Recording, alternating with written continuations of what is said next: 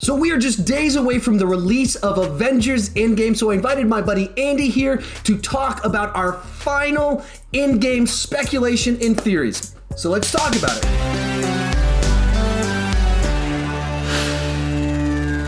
Hi, my name is Sean Chandler, and I talk movies way too much, and this is my friend Andy, and he talks comics way too much. Where can we find you online? You can find me at King's Comics here on YouTube. Very cool. So before we get started, go ahead and share your final speculations down below in the comment section. What do you think's gonna happen? What do you not want to happen? All of that fun stuff. Also, before we get started, I have a new t-shirt design in my merch store. This weekend, there's actually a sale, 35% off $13 t-shirts. You can see that at the link down below in the description. Oh, nice. Yeah, that's a nice little price. Yep. As we go into this video, what we're trying to do is share our final speculation as to what's happening. There's a list of questions down below that we're going to be exploring with time codes, so you can skip ahead to wherever you want inside of the video. With that said, let's go ahead and get started. Question number one: how long will pass between Infinity War's end and Endgame's beginning? Okay. How long do you think passes? Okay, so I think it's pretty much a turnaround, maybe like a couple weeks, maybe a couple days. I think it's pretty safe to say it happens pretty quickly. Yeah, my speculation is that it's the next day. It's enough time, basically, for Captain America and Black Widow to get back to Command Center. Right, because at the end of... Are we allowed to talk spoilers for Captain Marvel? Or yeah, everything's fair game except for the leaks. No leaks whatsoever. So at the end of Captain Marvel, the actual end spoiler, actually besides, Goose the post-credits scene, yes, mid-credits scene is Captain Marvel showing up. So at the end, we see that they're still taking toll of all the lives lost, all the people snapped. It's still got the beard. Yep. She's got the blonde hair. Yep. So it implies that it's at least fairly far enough about that they're still trying to just track information, and that Fury's pager is still going. Yes. And my guess is that's in the first 10, 15 minutes of the movie. That's right at the beginning. She shows up. So I think very short period of time, maybe even, you see Iron Man get into the ship and take off. It could be that close. It would not surprise me. Now, here's an interesting follow-up question. All right. How much time do you think passes between the end of Infinity War and the end of Endgame?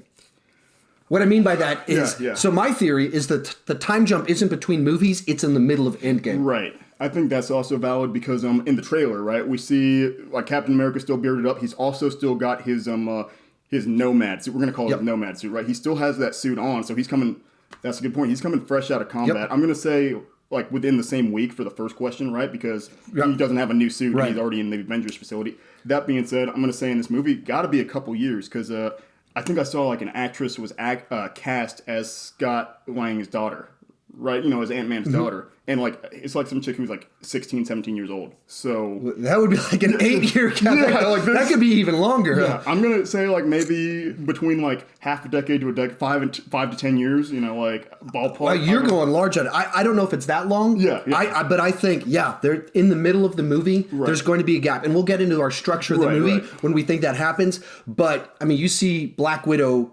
There's the shots, it's the same haircut. Very clearly, it's close to the end of Infinity War. And then there's shots where her hair is twice as long in totally different colors. Right, and it's and she's got it tied. Yeah, tied back. I think that there's a gap in the middle of this movie. This movie takes place over a long period of time. Also, something else to consider, right, is the fact that one, they've got an upgraded Quinjet or something, right? So they probably took the Star-Lord, the Guardians of the Galaxy technology, modified their ship, and then they've all got matching costumes, right? That doesn't just happen overnight. So they would have had to develop those. Clearly, they're equipped for space travel. So there's a lot going on here that implies they've had an upgrade, but also they've had a lot of time to coordinate, I would say.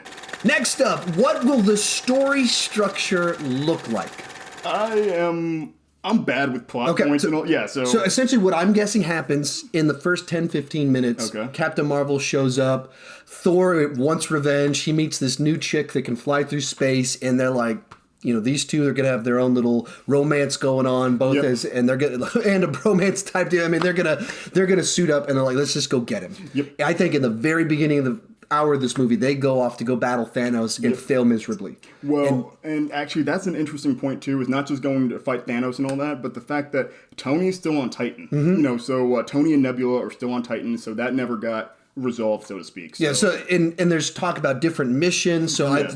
maybe they go and we're going to go and kill Thanos, and other people they're going to go and try and rescue Tony. And that's been one of my theories since Captain Marvel came out, is we know that the Skrull are out in the universe as well as the Kree, right? The Kree have already been indicated to be teamed up with Thanos, right? Because of the events of Guardians of the Galaxy. So I think if Thanos has an army still... Then again, would they still be, though? Right, because right. half of them are gone because he went like this, and they didn't know that that was his plan, probably. So, But, I mean, I don't know. That's a good... that could be an interesting one. Of like Skrull, Kree team up.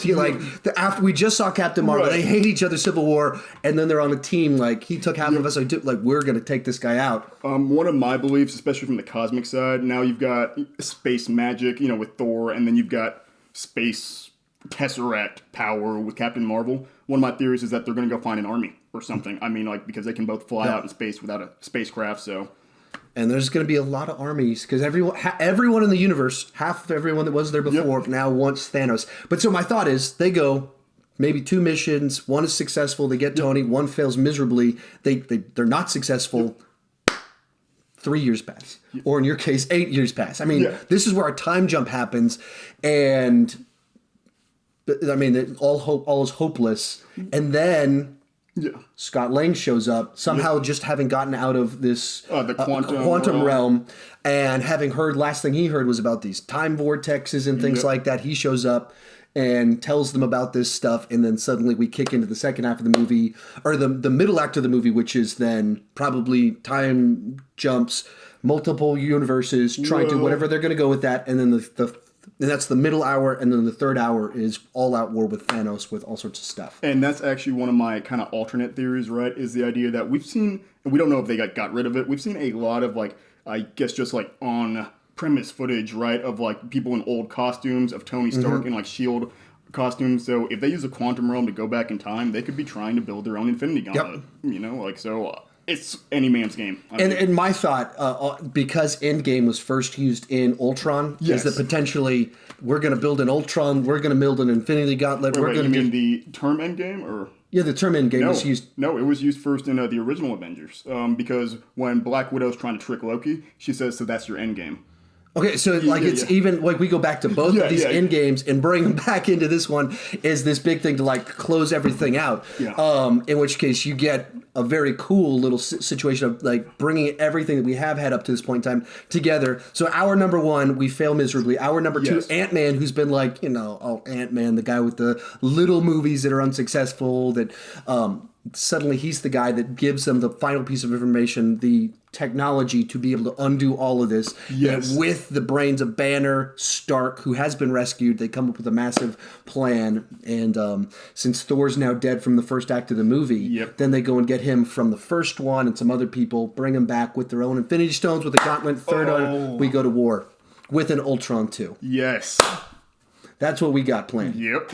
Next question. How are the Dust people saved? What's your theory? Ooh, so because they got the Soul Stone and everything, and it's clear that Thanos has a bit of a guilty conscience. I mean, just because baby Gamora, or little girl Gamora, is kind of plaguing him, I feel like that might play into things. Maybe with him, at the last moment, all is lost, and then the weight of it crushes him. Because in the comics, this is going to sound weird, right? One of Thanos' actual weakness is he plays himself.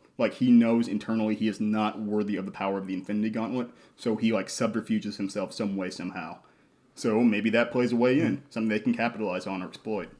Yeah, I guess are the people dead? Do you think they're dead or just in the Soul Stone? So that's what's kind of set me at odds with a lot of friends. Friends I'm not getting back. Yeah, I know. That's as it should be. Yep. But one thing that we've discussed is, 1, whether they're in the Soul Stone or not, or 2, because he's got all 6 Infinity Stones, right? That's not just the ability to maybe take away life, but to also create lives and even reality. So one of my theories has been a potential pocket dimension or alternate reality where half of the universe exists. So all these half of people are still alive, but are in this kind of contained universe. In which case, it's much easier for him to not feel guilty about it. I didn't kill anybody. Because he's got all the power where he doesn't just have to cull people, right? Or, the interesting thing, he splits reality. Yes. And so then the people everyone we saw dusted, they think the other half got dusted. Oh, yeah, and so there's a group of both sides of the universe are furious with him about people being died, not knowing that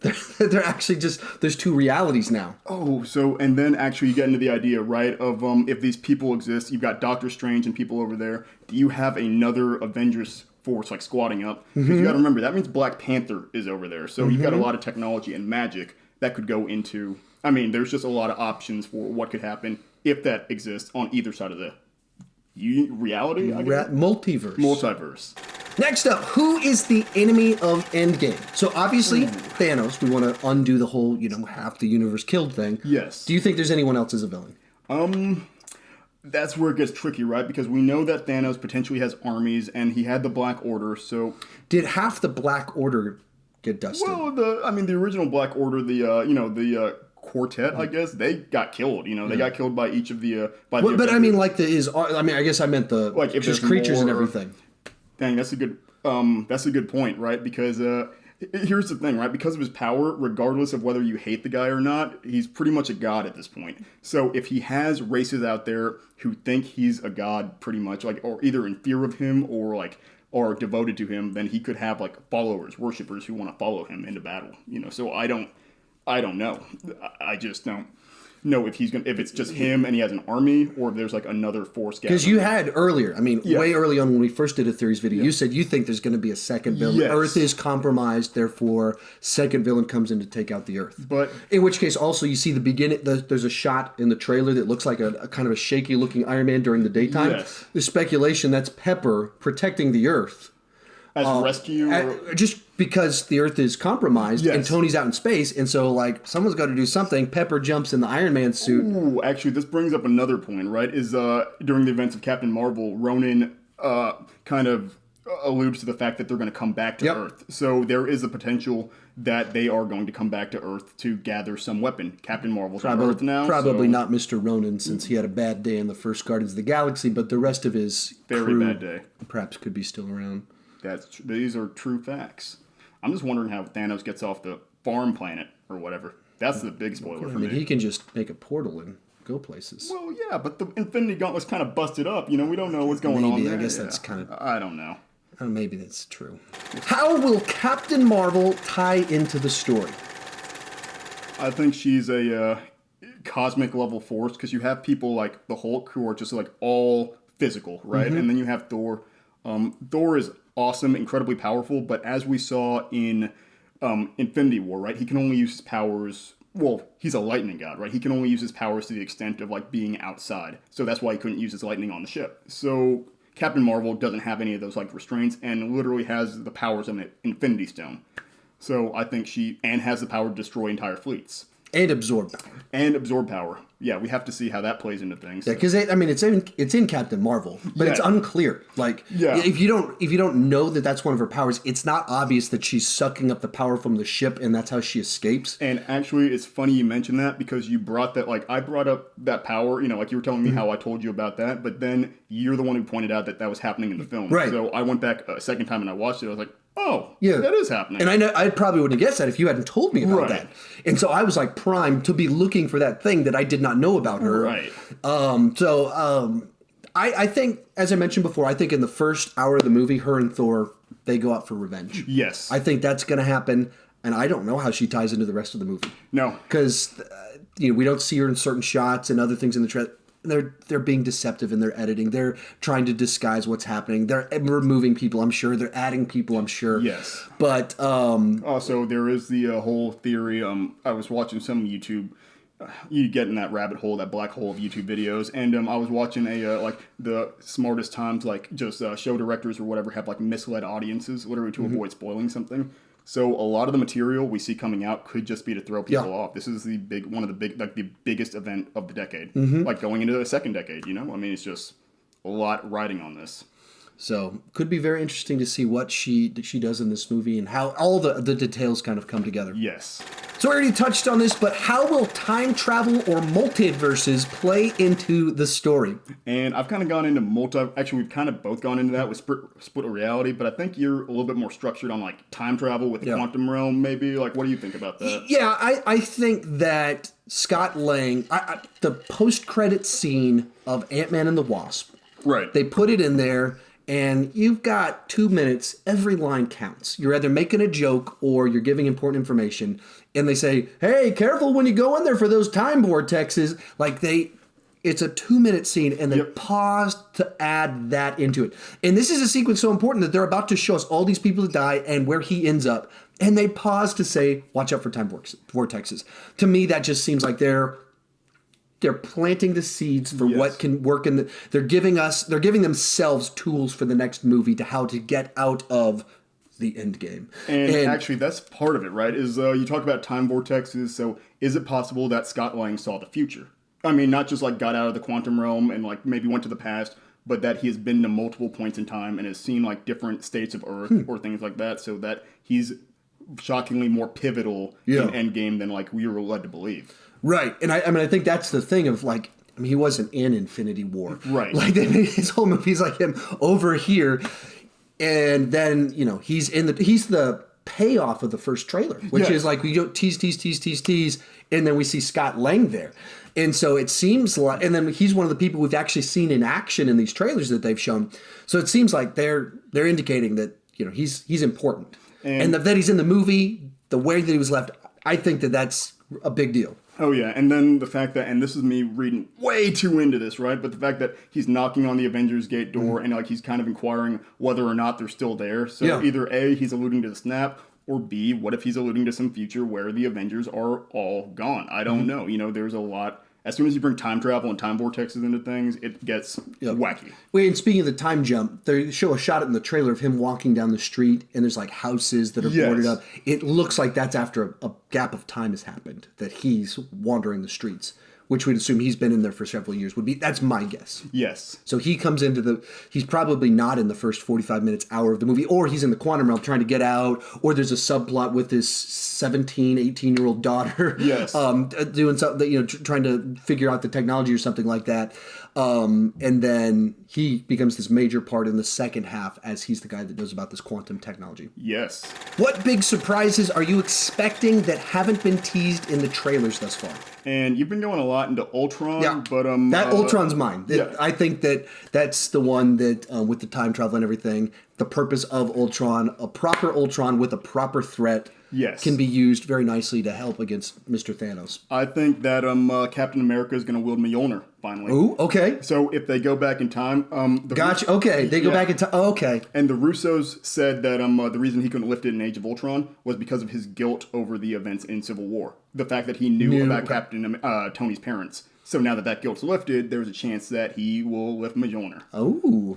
Who saves Tony in space? I'm going with Rescue. Pepper Potts. Pepper Potts. Puts on a suit and flies into space and gets him? Well, because, that's what her armor is called in the comics, and I think she posted something to Instagram a while back. I mean, this was her Instagram, so not really a leak. Pepper Potts' Instagram? What? Gwyneth Paltrow! Oh, Gwyneth Paltrow. Don't roast me on your YouTube channel. Either way, the rescue armor is designed for rescue-based operations. So besides, kind of defending Earth, she could go out and rescue him with the armor. Or, I don't know, the Iron Legion, whatever they call it. Right now, that was my theory. Right now, I'm going to go with, there's just a ship with, Black Widow and Captain America on it, and just kind of the cavalry goes out. Cavalry, these two go after Thanos, and then our less powerful, our weaker Avengers, they go off and they save Mr. Stark. Whoa, you're implying that Hawkeye isn't the key to Endgame. I'm just saying, Infinity War, no Hawkeye. They lost, people died. That's true. That is true. So the stronger Avengers, like the guy with the bow and arrow, and the guy with the shield, and the girl with guns, they're going to go and rescue Tony. Also, the guy with the great haircut and the awesome tattoo. That's true. I'm just saying. The guy from the emo band. Yes. Who is going to die in Endgame? You want to go... I got a lot of different I think Captain America's going to die. That feels right to me. Okay. He's the soldier out of his time. His story's played out, and he's cynical towards the government now. So I think he's dying. Yep. And Nebula. Okay, Nebula. I could see. I could see some of the Guardians. Oh, I don't know. Because they got another one coming. Yeah, and that's the thing, right? Is teams like. I don't know. Teams like the Avengers, Guardians of the Galaxy, DC, or say Justice League, have revolving rosters, right? So you could literally have anyone die, and then you have a sub-franchise, right, of just like rotating team members. Like even Iron Man could go out into space. He's been a member of the Guardians of the Galaxy for a second. So that's okay. So So there's just I think I think Mr. Thor is going to be in Guardians 3. Oh please! Because I mean, just think all that stuff with him and Rocket was great. Yep. And then even his hammer is Groody. Yeah. In which case they put some pieces in place. Asgard's taken out. So where do you put him? Actually, Guardians you brought up a point about his hammer being Groody, right? Is you can grow another Groot from his from Stormbreaker. I mean, so that Stormbreaker might be something. Well, right, that might be something that we see in the time skip if that happens, right? I see what you're saying. Yeah. So Groot dies because of the dusting. So he just snaps off a little piece of it, hands it to Rocket. Rocket does the magic he did at between Guardians movies, right? And we get Groot's grandson who's Stormbreaker infused. Yes. That's a free one right there. Boom. But I actually think Captain America is going to live, but Chris Evans is going to depart. So I think they might go with Old Man Captain Cap, where he acts as kind of like a tactical backing, not like in the field. But that's kind of my hope. I just want Cap to stay in the MCU. So freaking bad. Without Chris Evans? Oh, what does that mean? Oh, man. Well, they just cast an old dude. I don't know, like Jeremy Irons or somebody. So, he gets stuck in some time loop and he's now old or so something? maybe so either A, he gets depowered and ages to match, or B, he goes back in time. Oh, okay. Yeah, he goes back in time, never gets powered, and then, grows up to be old. With Peggy. Yes. Actually, then they'd both get, died. Yeah. They'd both die. And then when you get into time travel, he technically hooked up with, Peggy's, daughter or niece. Yeah. So time travel sucks. Either way. It's awkward. Yeah. How will Endgame end? I think there will be a very happy ending. No one will be sad, and we will all leave the theater feeling satisfied. Okay, well that's broad. Yeah, absolutely. I'm expecting it to be like a ending, and there'll be cost, there'll be sacrifices. Yeah, but you'll get to that last 30 minutes, and it's just a bunch of I mean, just big, gigantic power moments, and the saving of the universes or something like that. That's just we're satisfied. Yep. And there's I think to have a big payoff, you have to have big costs. So someone's got to die. There's got to be some cost. But then you have these moments in the last 10 minutes where Tony's like, all right, I'm putting the suit down, and he goes off and he gets married. Captain America gets sent a multiverse back to 1944. It ends up with Peggy and lives out his days. And so then you have 100-year-old Steve show up to Iron Man's wedding, or something. Oh man, yeah. And so something like that, to your old man situation, and tying back into a happy ending with the wedding, that you just do something like this crazy type stuff happening. That's very true. And honestly, I think that there is going to, like they said, apparently Endgame is a chess maneuver where you sacrifice your most valuable pieces to secure a victory.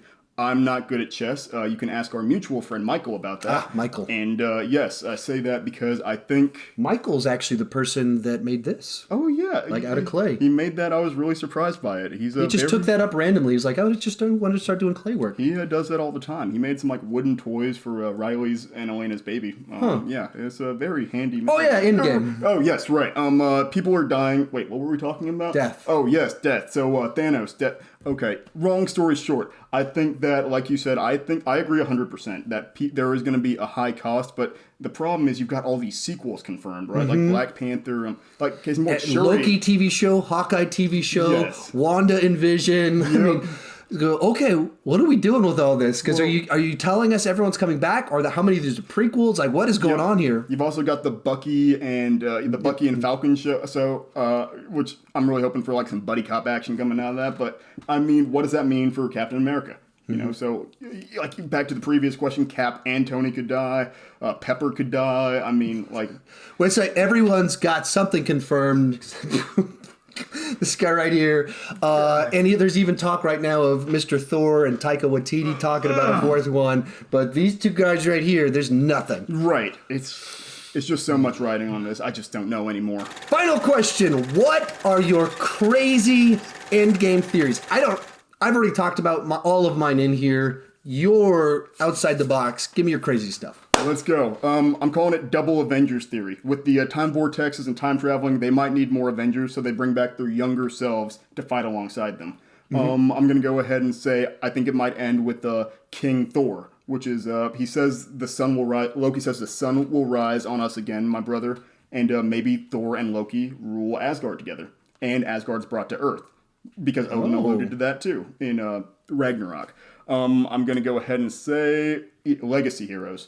They, Kevin Feige. What you mean is Michael Douglas, Ant-Man, is the one that's going to save the day? Why do you yes. Why do you misinterpret everything? Yes, legacy heroes. So Michael Douglas, Ant-Man. That is the opposite. No, like, Cassidy Lang, right?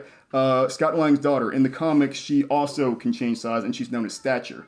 Then Hawkeye, Kate Bishop, right, is mentored by Hawkeye and is also known as Hawkeye. And then they said that a Miles Morales movie might be headed our way in 2020, that they're trying to make that happen. That happened in 2018. It's called Spider-Man Into the Spider-Verse. Yes and no. Yes, agree to disagree. Either way, no. I think there's a lot of opportunity for Marvel to just keep cranking out movies by having other people don these costumes and names.